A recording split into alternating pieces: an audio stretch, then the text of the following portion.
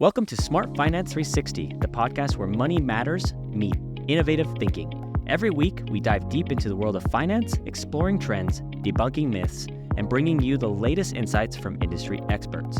Whether you're a seasoned investor, a financial newbie, or somewhere in between, this is your go-to source for becoming financially savvy. All right, cool. Welcome to another podcast.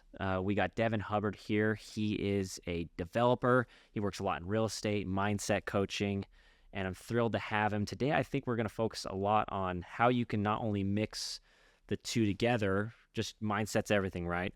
But also how you can figure out how to make money, how to find deals when it becomes to in real estate and developing. So there's a lot of things. I'm stoked. Thanks so much for being on this podcast. Yes, absolutely. I appreciate the opportunity. Yeah, we've been following you a bit. My partner Jimmy really admires you a lot, and you do a lot in the community when it comes to development. What kind of got you in developing? How did that? Because that just doesn't happen. Right. You know, I a lot of times for me, what I do, that just didn't happen either, right? What kind of was your journey? Yeah. How did it begin? So I've been in real estate about 10 years now. And I would say about 5-6 years into it, I'm realizing, as I'm networking, as I'm building relationships, as I'm learning, and I'm like, man, I love, real estate. But at the time I was just doing single family home here, maybe a duplex here, maybe a fourplex here. I was like, how do I scale this? Like, I love real estate. I'm making money.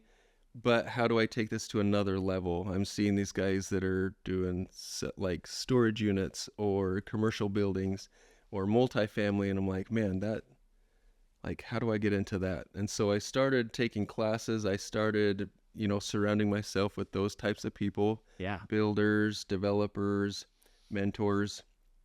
And it got to the point where about 4 years ago, one of the things I learned was they're like, build relationships with the cities. Like the cities are the ones that are going to say, hey, this is where, this is what we want to see happen in our city limits. Here's the zoning, or here's the specific locations where you can do townhomes or apartments or self-storage, whatever specific type of zoning you're looking for, types of projects you're looking for. And so where I live up in South Ogden, and I literally just sent an email to the South Ogden city manager about 4 years ago. And I just said, hey, would love to meet, would love to see what kind of infill projects you've got. What are the goals? How can I be of service and bring value to the city? And about a week later, I sat down with him, and he probably laid out about 14 different pieces of land within South Ogden City that he's like, hey, these are here's on-market stuff like that everybody has access to. And, here's maybe some other ones that has potential or, have been discussed. And nothing really came up from that immediately, but I was like, holy smokes, like this is a gold mine. You immediately saw opportunities. Absolutely. So it probably shifted your mind on, there's so much business out there to be had. It's just finding the avenues. Yeah. That's interesting. So immediately, you said it didn't happen, but after a while, you probably saw, you started to look differently at everything. True. Yeah. You're driving around, seeing stuff. Yep. Incredible. So they have a lot of stuff. And I think what else is good about that conversation you had in calling the city managers, now you can learn about so many things that just the common real estate developer or a realtor, whoever is using commercial, residential, just doesn't know about, whether it be zoning, laws, rules. How did you end up becoming, someone that could be useful for the city and providing value? What was kind of the next steps that happened throughout the years? So I built this relationship with Matt and with the city, and I followed up with him a couple weeks later, and he said, hey, this isn't on the market yet, but I know these guys actually were planning on building a hotel on this specific piece of ground. Weber State, which is right around the corner, actually got approved for a hotel as well. And he said these people realized they don't want to compete with Weber State. And now they're going to likely sell it. Hasn't hit the market yet, but I asked him, hey, do you have their info? And he said, yeah, they're actually a friend of mine. Send me their info. Got with their agent. We got it under contract before they ever listed it. That's incredible. And again, this is my first deal. Yeah. And I'm like, okay, now what? right? And so I had the contacts, I had at least an idea on, okay, what are the next steps during this due diligence time frame that we've got to figure this out. And it took almost a year and a half before we even like broke ground on this piece. But we ended up partnering with our general contractor. It ended up working with the city throughout this whole time. And what we were initially thinking would be like maybe at a 40 to 50 unit apartment complex turned into an development agreement with the city between us and them saying, hey, we're going to let you do these things, and which was kind of abnormal, but this was a specific corridor that already allowed that type of zoning. But we ended up getting 113 units on a piece of ground that was raw ground, never been developed, and it was not even an acre and a half of land. Wow. Yeah. So 113 units out of that. So it's like a U shape, and it's got what they call podium parking. So it's 2 levels of the cement parking that you're familiar with, usually at stores and the bigger locations. And then on top of those 2 levels of parking is 4 levels of housing. Incredible. Yeah. So all that comes with knowing connections. You obviously just didn't sit there and hope that they would call you. You proactively went out and made the right calls. And that's a crazy way to think that just this little area of acreage, you go vertical. Yeah. That's so much more units. So now you probably look at stuff a lot differently too, instead of just the classic residential. It's also crazy to think on the pace. That stuff is a lot more like, sometimes on residential real estate, it could be 2 weeks. You list a house, boom, it's done, 2 weeks. Very fast transactional. Yeah. Those are like years, sometimes 2, sometimes 3 years. Yeah. How long did that one take? Was that, you said, a year and a half or is it still going, or what? So they finished building it, I want to say last fall, and they're still leasing it up now. That's amazing. But yeah, I want to say we got it under contract December of COVID was March of 2020, correct? Yeah. Okay, so we locked it up December of 2019. Okay, so right before the chaos. Here we are, we're here starting January 2024, and we're just barely, about 3 months into leasing it up. That's crazy. That's quite the process. It's also a way you could scale, though, because you got time. So you have a lot of projects in between. You probably saw a ton of projects that you're working on from that time to now as well. Yeah, because it's not a one-man band that does a project like this. This is, you've got architects, engineers, you've got It's like a networking goldmine, really, if you ask me. Absolutely. Look at it that way. Yeah, and so, it gives you the ability to say, hey, here's my skills, here's the value I bring into this type of project, this type of deal. But it also gives me time to do all of these other things too, like you mentioned. So about 50% of my time, I'm a real estate agent, whether it's my own bid deals or helping other people buy, sell, and invest. And then the other 50% of my time, wholesaling, flipping, developing, syndicating, doing all sorts of other investment type deals. What's amazing that I see you do is you maximize having that real estate license to its fullest. I'm trying. A lot of people don't understand that some people just get the real estate license just to sell a house. That's not the case. You could use your real estate license for all those things you said outside of just buying and selling normal residential real estate. I mean, you're down in commercial now. Tell me a little bit about wholesaling and flipping and kind of what are the nuances there that you've seen that you have to kind of know to be able to take that on if you're a real estate agent? Yeah, good question. So 10 years ago was when I first got started in real estate, and I actually got in on the investing side. So I did real estate for 3 years before I actually started doing real estate full-time. After I started doing real estate full-time, that's actually when I went and got my license. I was like, it just makes sense to go get my license. So usually the best real estate agents are that, if you ask me. I've seen I think they understand, both sides. Because unfortunately, like, as much as I hate to say it, as an investor, sometimes agents are the reason deals don't get done. Yeah, it's true. Because just lack of experience or lack of knowledge or whatever. But anyway, so I got my license about 5 years ago.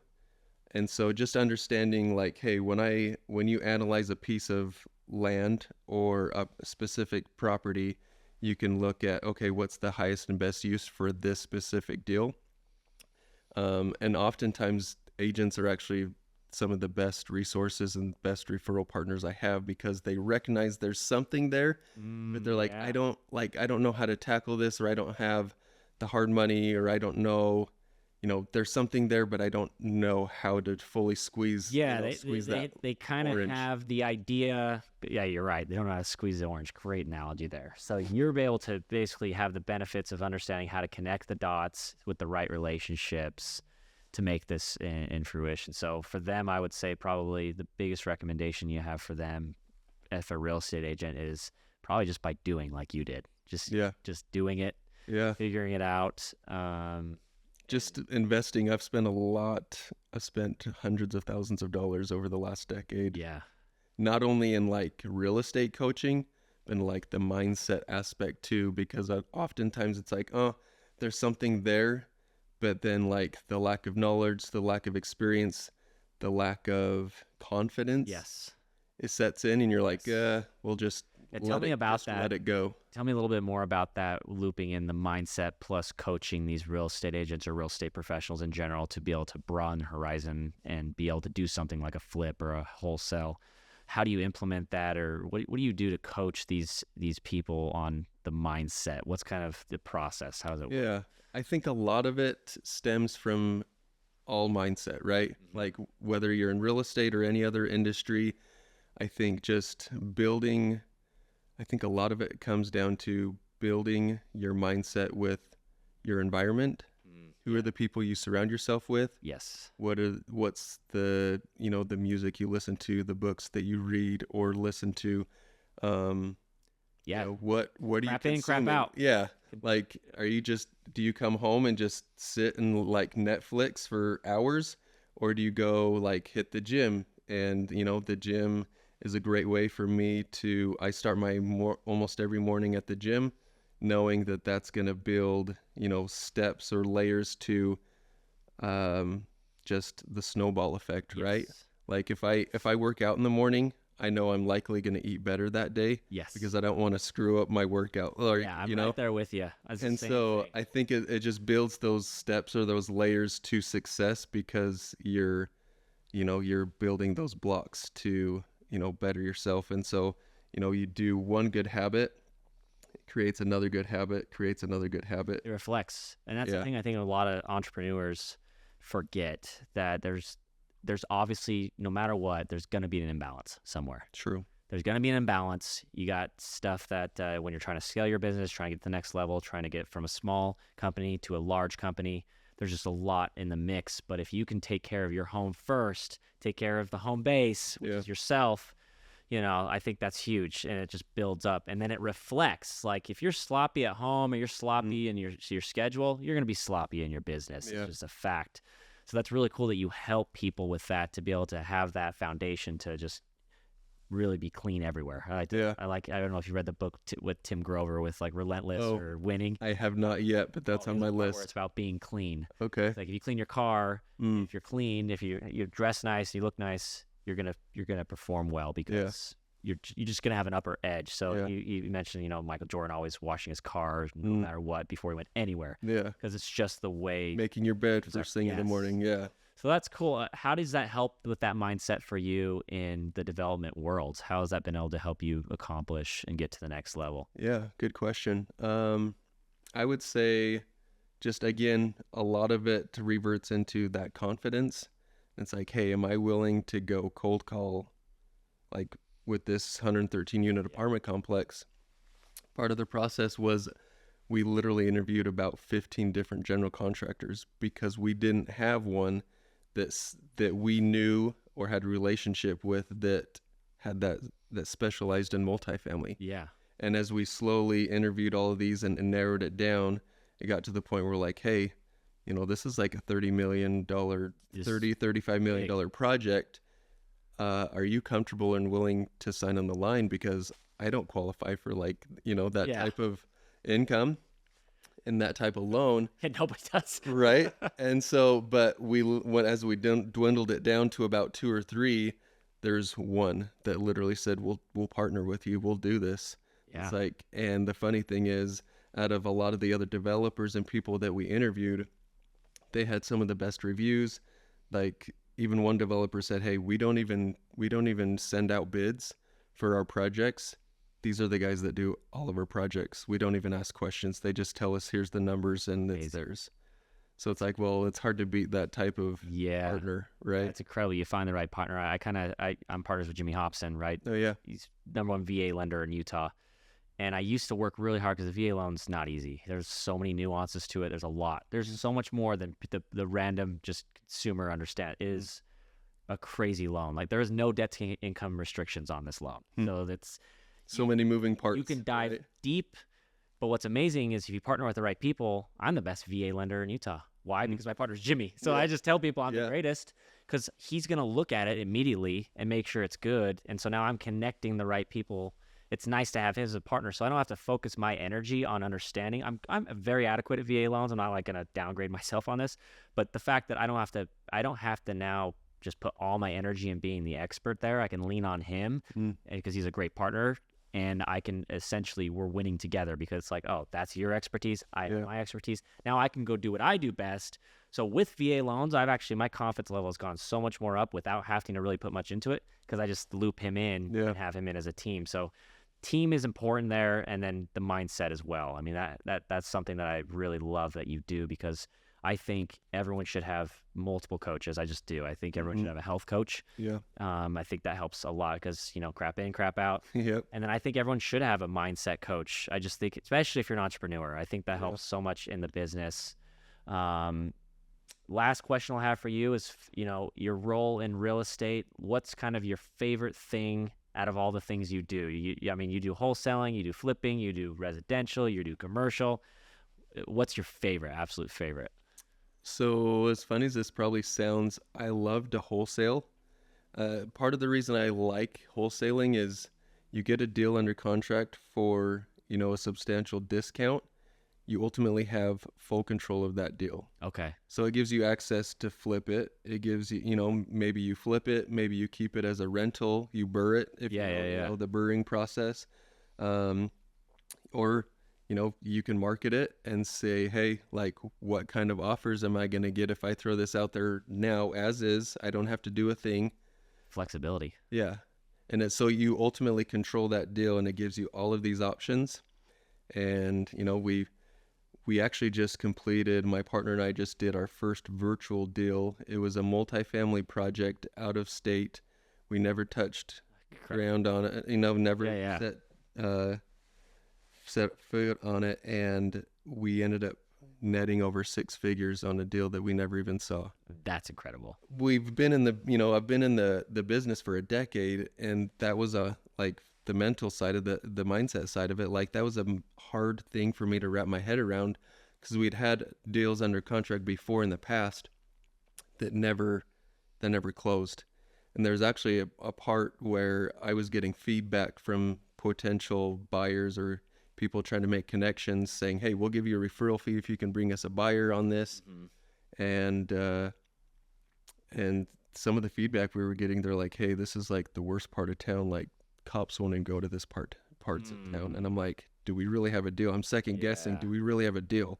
Yeah. We've got a bunch of units under contract for $500,000, which seems like super low. Yeah. And we're trying to sell it for $650, and people are like telling us no. And I'm like, you gotta be kidding me.